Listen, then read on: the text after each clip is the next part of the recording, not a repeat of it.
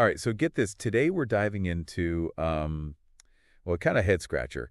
It's this idea of like a private language. A private language. Yeah, like imagine, right, a language that only you get, Mm. because it's like totally built on your own, what are they called? Inner experiences. Oh, I see. So like feelings and sensations that no one else could like fully access. Exactly. Sounds kind of wild, right? But then like, wait, is that even possible? Well, that's the thing, isn't it? Like at first it sounds so, I don't know, so obvious, right? We all have our own inner world. Right, totally. But then you start thinking about it and it's like, whoa, hold on a minute. Suddenly there are all these like questions about, well, meaning how we communicate. Heck, even about like what consciousness is. It's total rabbit hole. Totally. And you know who really threw a wrench into this whole idea? Who?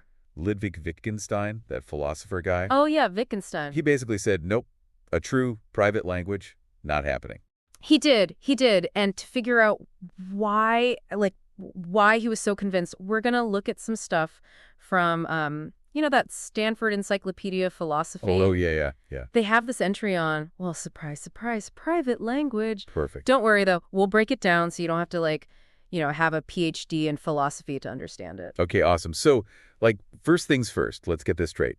What exactly did Wittgenstein mean by private language? Right, right. Because it's not just like, a secret code or something that only a certain group knows. Yeah, like slang or something. Right, exactly. He was thinking of a language where, like, the meaning of the words is completely tied to your, like, internal sensations. Oh, okay. I'm listening. So picture this. You have a word, right?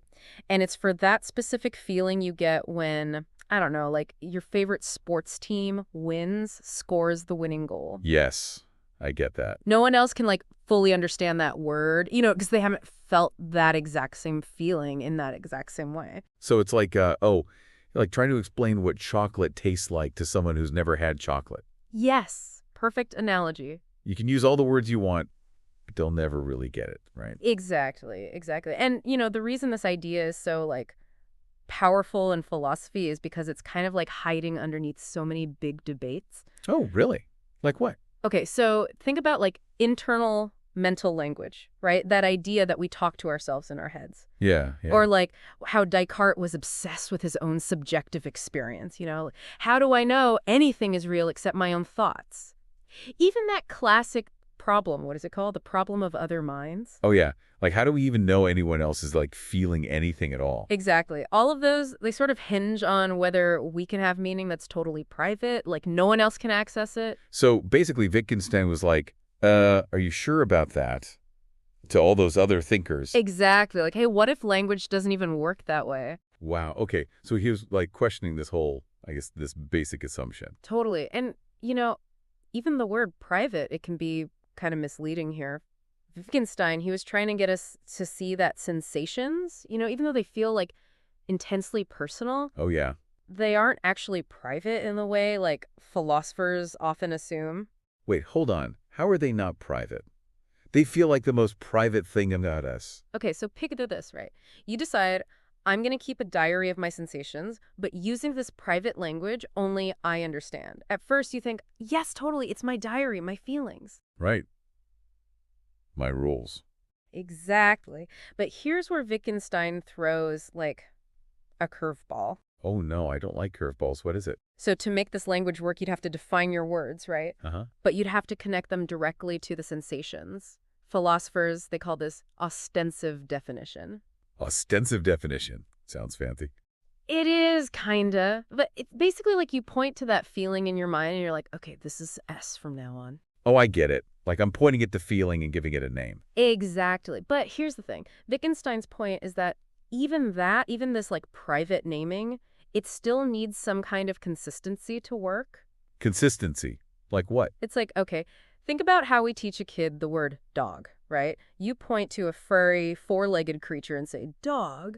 You're making a direct link between the word and the dog. Right. And then eventually the kid learns that dog applies to like all kinds of dogs, even if they don't look exactly like the first one they saw. Exactly. But in this private language thing, only you have access to the word and the sensation. So what's guaranteeing that connection stays, like, solid? Ooh. So like I have sensation S today, write it down.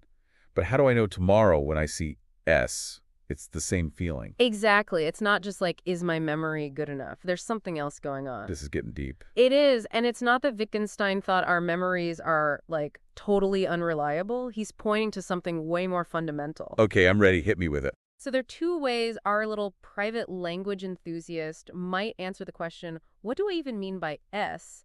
And get this, both lead to, like, philosophical dead ends. Dead ends. Okay, I got to hear this. Lay it on me. What's the first way they might try to explain what they mean? They might just say, well, what I mean by S is this feeling, the one I'm having right now. Seems simple, right? I'm feeling it, I'm labeling it, what's the problem? Yeah, I mean, at first glance, it sounds, I don't know, straightforward. It does, but Wittgenstein was like, not so fast. Uh-oh, I knew it. What's the catch? Well, he pointed out that that kind of answer, it basically squishes meaning and truth together into the same thing. Meaning and truth. Yeah, like if the meaning of S is only this current feeling, then saying I'm having S just becomes a long way to saying I'm having this feeling. It doesn't tell you anything about the sensation itself. Hmm. So it's like saying a rose is a rose. True, but, like, not exactly helpful. Exactly. And without that separation, that difference between what a word means and whether a statement is true, you can't really say anything useful about the sensation. Wow. Okay, first answer busted. What about the second way our private linguists might try to define this S thing? Okay, so they might say, what I mean by S is the feeling I named S in the past. So instead of focusing on right now, they're trying to, like, ground the meaning in a past event of naming. Okay, so they're bringing in memory now. Like, I know what S means because I remember defining it. Exactly, but the problem here is that it assumes there was already a solid connection, between S and the feeling back when they first defined it. And in this private language world, there's no way to guarantee that happened. Oh, I see. Because there's nothing to check it against. No way to be sure they got it right in the first place. Exactly. It's like, I don't know, building a house on sand, the whole thing could just collapse. That's a scary thought. Right, and that's where Wittgenstein's whole critique, it starts to get, like, mind-blowing? I'm ready to have my mind blown. All right, well, buckle up, because what he's suggesting is that maybe, just maybe, language has to be, like, inherently social. Whoa. Social. You mean like a lone wolf, someone totally isolated, could never develop a language? That's pretty wild. Okay, well, hold on. He doesn't go that far. He admits it's possible for a single person to, like, make a system of meaning, especially if they're dealing with the world around them, things they can see and touch. Think, like, Robinson Crusoe on his island. Oh yeah, he was all alone, but he still named things, kept track of time, like, made a way to understand his world. Exactly. The problem is how you make sure meaning stays consistent when it's all supposedly just happening in your head? Imagine Crusoe trying to explain his system to Friday when they finally meet. Could he even do it if his language was totally private? This makes me think about how we learn language as kids, right? We don't just invent words out of nowhere. It's all about interacting with people, pointing at things, copying sounds, and getting feedback. Like, it's messy and social from the start. That's such a good point. And Wittgenstein would argue that all that back and forth, it's not just for learning language, it's like baked into the whole possibility of language itself. So it's like the secret ingredient that makes it all work. Exactly. So, like, let's zoom out for a sec. Okay. We've been getting deep into Wittgenstein and his critique of private language, and it's definitely, like, shaken things up a bit. Yeah, for sure. It's not so much about, like, destroying specific theories. It's more about questioning a whole way of thinking. Right, like a fundamental assumption. Totally. It makes us rethink the whole relationship between, like, our inner world of sensations and the public shared world of language. And that brings up even bigger questions, doesn't it? Like, what does this all mean for, like, how we understand consciousness itself? Oh, absolutely. Like, if language is inherently social, does that mean that, like, our sense of self, our inner experience, is also shaped by our interactions with others? Ooh, those are some deep waters. Deep waters indeed. Who knows? Maybe we'll tackle those another time.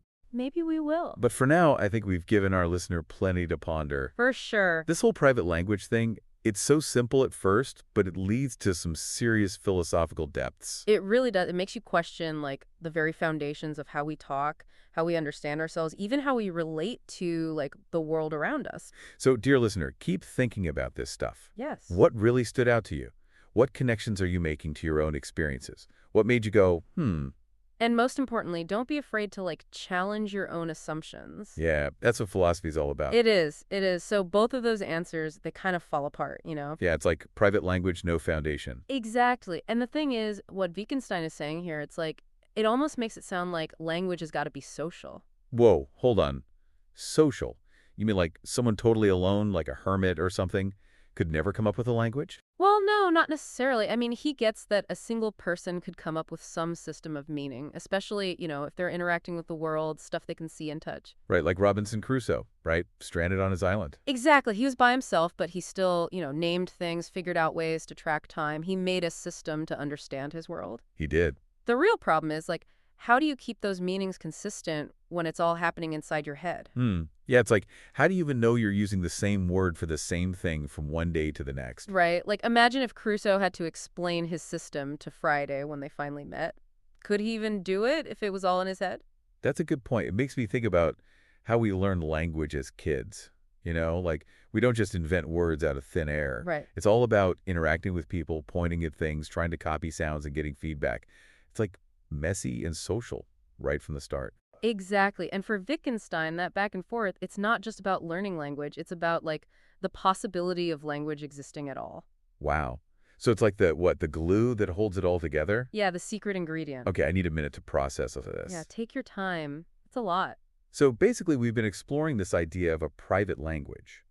And it seems like, according to Wittgenstein, it just doesn't hold up. It doesn't. It's not about him, like, attacking specific theories. It's more like he's questioning this whole way of thinking. Exactly. This assumption that we can have these private meanings locked away in our heads. And it makes you think, like, what does this mean for how we understand consciousness? Whoa, yeah. Like, if language is inherently social, maybe our inner experience, that sense of self we all have, it's shaped by our interactions with other people, too. Man, that is some deep stuff. Deep stuff indeed. Who knows? Maybe that's something we can dive into another time. But for now, I think we've given our listeners plenty to chew on. We have. This idea of private language, it's so deceptively simple, but then, bam, it drops you right into these, like, philosophical depths. It does. It does. It makes you question how we communicate, how we understand ourselves, how we even relate to the world. Totally. So, listener, what are your thoughts? What stood out to you? What connections are you making to your own experiences? Yes. What made you go, hmm? And hey, don't be afraid to, like, challenge your own assumptions. That's what philosophy is all about, right? Exactly. It's weird, right? We start talking about this language that, like, only you could understand. But now it seems like with Wittgenstein and all, maybe understanding actually needs these, like, shared connections. Totally. It's like a total flip. We usually think of understanding as this thing that happens, like, just inside our own heads. Right, isolated. Yeah.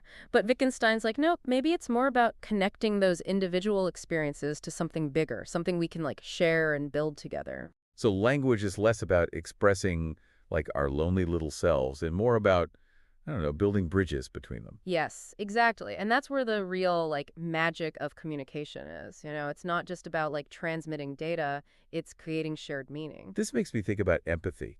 Like, if we're trying to build these bridges between minds, how important is it to be able to, step into someone else's shoes, see the world from their side? That is, like, the question. Because think about it, really getting an explanation, it's often more than just understanding the logic, right? Right. It's also about connecting with the person who's doing the explaining on like, an emotional level, seeing why they find it, interesting or important, even if you don't immediately get it.